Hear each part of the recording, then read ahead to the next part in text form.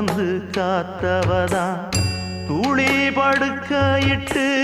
தூங்க பாட்டு படிச்சவதான் தூசி துரும்பு பட்டா தபதறி துடிச்சவதான் நோய் நொடியில்